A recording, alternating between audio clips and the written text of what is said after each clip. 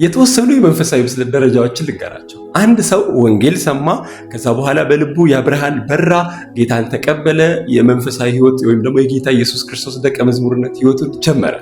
ከዛ በኋላ እግዚአብሔር እንዲደርስበት የሚፈልገው የልጁ መልክ ልክ አለ። ነገር ግን ከዛን ጊዜ ጀምሮ ላይክ ፎር ኤግዛምፕል ከእግዚአብሔር ጋር ባለ ንብረት ውስጥ ድንገት እንደዚህ መጽሐፋችን ግልጥ አድርገን ያነበብነው ከዛ ልክ መልእክት እንደሆነ አስበን መራመድ እንጀምራለን። ከዛ ደግሞ በስልኮቻችን የሚመጣ የየቀን ኖቲፊኬሽን አለ፣ እሱን እንደ መልእክት እንወስዳለን። ከዛ ትንቢት ይመጣል፣ እሱን እንደ መልእክት እንወስዳለን።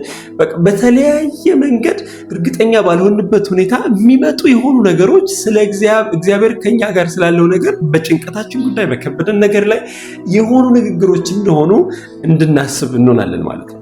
ከዛ ደግሞ ሌላ በቤተ ክርስቲያን ውስጥ ያለች አንድ ልምምድ አለች። በዓል ሲሆን የሆነ ነገር ሲሆን ዝግጅት ሲደረግ ዕጣ ተጠቅልሎ ይጣላል። እኔ መጽሐፍ ቅዱስ ምሳሌም ላይ እንደሚናገረው ዕጣ በሰው ጉያ ትጣላለች፣ መደቧ ግን ከእግዚአብሔር ዘንድ ነው ተብሎ እንደተጻፈ በእውነት በዛ ውስጥ እግዚአብሔር እንደሚናገር አምናለሁ። ግን ብዙ ጊዜ በዛ ዕጣ ውስጥ ያሉት መልእክቶች አብዛኛውን ጊዜ ፖዚቲቭ ብቻ ናቸው ማለት ነው።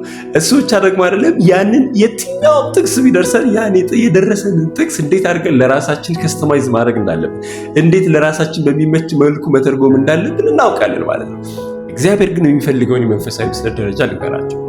ቃሉ በእኛ ውስጥ እንዲሆን፣ ኢየሱስ በእኛ ውስጥ እንዲሆን፣ ከመንፈሱ ጋር ያለን ህብረት በሙላት ወይም በመንፈስ ሙላት ውስጥ እንድንመላለስ፣ መንፈሳዊ ሰዎች እንድንሆንና ለየትኛውም አይነት የህይወት ምልልሳችን ለሚገጥሙን ነገሮች እንዲህ ተብሎ ተጽፏል የሚባል የሕያው የሆነ ቃል በእኛ ውስጥ እንዲሆን የእግዚአብሔርን የልብ ሐሳብ በመረዳት በማወቅ ቃሉ በእኛ ውስጥ በሙላት በመቀመጡ ምክንያት ለየትኛውም አይነት የህይወታችን ጥያቄ፣ የዲያብሎስ ጥያቄ፣ የዓለም የሰይጣን ጥያቄ እንዲህ ተብሎ ተጽፏል የሚል በእኛ ውስጥ በልባችን ውስጥ የተቀመጠ ብርሃን የሆነ ሕያው የሆነ ቃል እንዲኖረንና በዛ ህይወት ዳዊት እንዳለ ሕግ ለእግሬ መብራት ለመንገዴ ብርሃን ነው ብሎ እንደተናገረ በዛ መብራትና በዛ ብርሃን እግራችን ሳይሰናከል እንዲራመድ የእግዚአብሔር የልብ ሐሳብ። ስለዚህ ቃሉ በሙላት ይኖርባችሁ፣ በመንፈስ ተመላለሱ። በውሸት ከተማ እውነት እንግዳ ነው መስሎ ሳጉረሉ